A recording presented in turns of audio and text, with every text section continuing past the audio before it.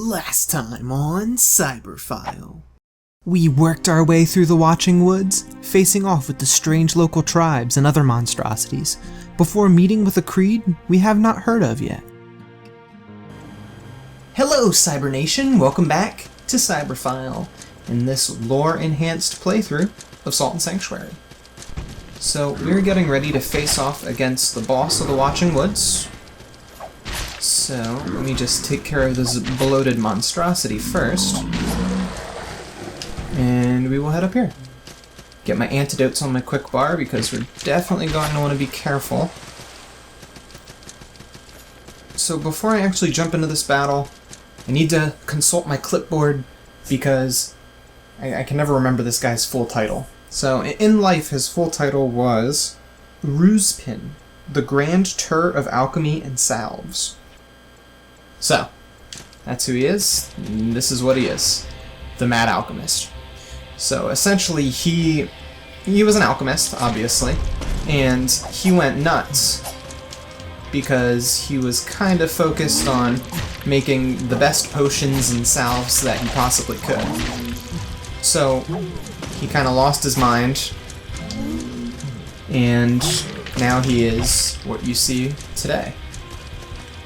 And you gotta be careful about the poison with him. Also, those little shard things can be kind of annoying too. He's honestly not too terrible a boss, but... So all the experimenting on various toxins and poisons and potions and things of that nature is what ultimately ended up in him losing his mind. Ooh, we gotta be careful here. Things are about to get hairy. Woo. So he eventually lost his mind. Looks like he hasn't lost his shape, though. Just his mind. Gotta find a way to get over to him when he's not throwing those annoying... Just gonna pass through. Take some poison damage. Lots of poison damage. There you go. I'm just gonna heal up because, yep, here come the scythes.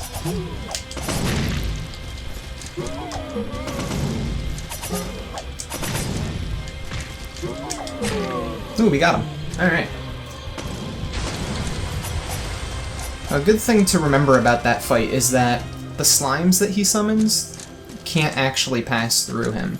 So, if you can get on one side of him, sometimes he'll just keep throwing those guys, and it makes the fight really easy. Other times he'll be really hectic, like you saw near the end there, where he does just that scythe move. We actually didn't even see one of his moves, where he summons electric orbs. Then he has the flame orb move that chases you around.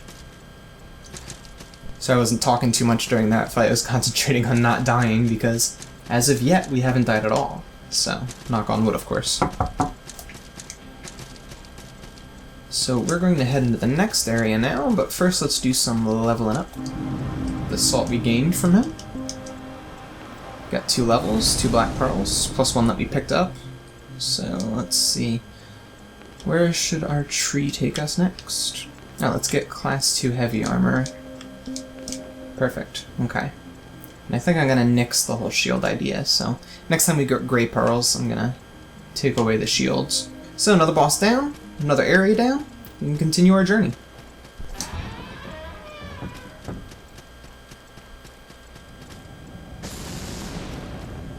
Now, in here, we're going to meet with... Pretty sure this is our first run-in with Minor Kraken. So we talked about Major Kraken a little bit during our fight with the Unspeakable Deep, way back in episode 1. And... So there are 2 kinds of Kraken. You have Major and Minor Kraken. And as you could expect, the major ones are much tougher than the minor ones. But Major Kraken also have a unique ability. They have the ability, and maybe Minor Kraken do too, but it's only confirmed for Major Kraken. And that's that they have the ability to traverse both the Nameless Island that we're on now, and the surface of the water above. So, when people die at sea, you can probably... Most people just expect it to be the work of the Kraken. and many times it is. So keep that in mind. So minor Kraken are the lesser versions of said Kraken, and because Kraken, I believe all Kraken go through a full life cycle. And so they'll start as elemental energy, be birthed as eggs, known as shimmering pearls, and then they'll go into fetal stages, they'll finally become minor Kraken, and then once they've proved their strength in some way, or perhaps just once they've consumed enough, they will become fully fledged major Kraken, much like the Unspeakable Deep and the two bosses of this area. Over here is a secret area that you can access. And then over here to the right is going to be the Sanctuary of the Sunken Keep. So let's claim this for our creed.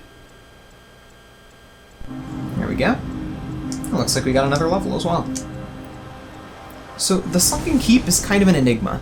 There's not really much to say about it. There's nothing really hidden in the dialogues or in any of the item descriptions or monster descriptions.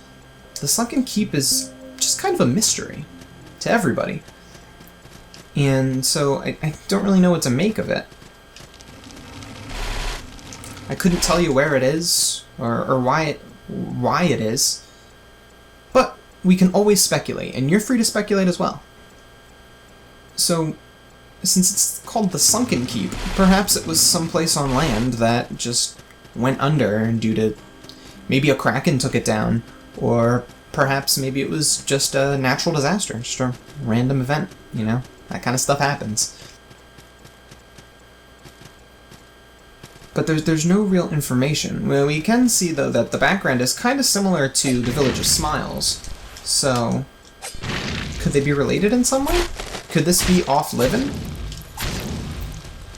The only enemies really down here are a couple of soldiers that we'll run into in a little bit, and these minor Kraken, the Wretch Feeders. Now, Wretch Feeders are named because they are wretched, and they feed on blood and pockets of human waste, usually feces. And then they eat the poo-poo. So, they're pretty disgusting creatures. It's gotta be careful here, because they'll get the jump on you if you're not careful. Let's use our crossbow. See if we can't get that bowl of eye down. What that bowl of eye does, as you can see there, is it puts a shield up on other enemies. And that makes them impossible to kill until you take down the bowl of eye. So, you gotta be kind of careful with those guys.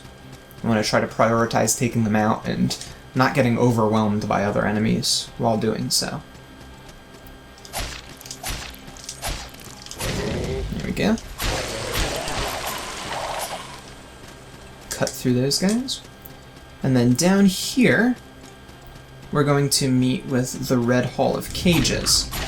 Now, we're not actually going to be able to advance anywhere here, so I'll talk about the Red Hall of Cages at a later date. But, do want to grab that item. So, let's double back and head towards the first boss of this area. Now, I say first boss because there are two, and actually, the bosses are optional. Or one of the bosses is optional. Either one, you can choose to fight either one of the bosses or the other. But, of course, this is a 100% walkthrough, so I'm going to tackle both. And hopefully we can keep up our deathless streak. So here we go. The Kraken Cyclops. This is another Kraken that may be in his base form, although it's humanoid in nature and design. Ooh, that was dangerous of me. So it makes me wonder if maybe it saw the form of humans and sort of formed itself in the image of humans. So, just a ponder to ponder.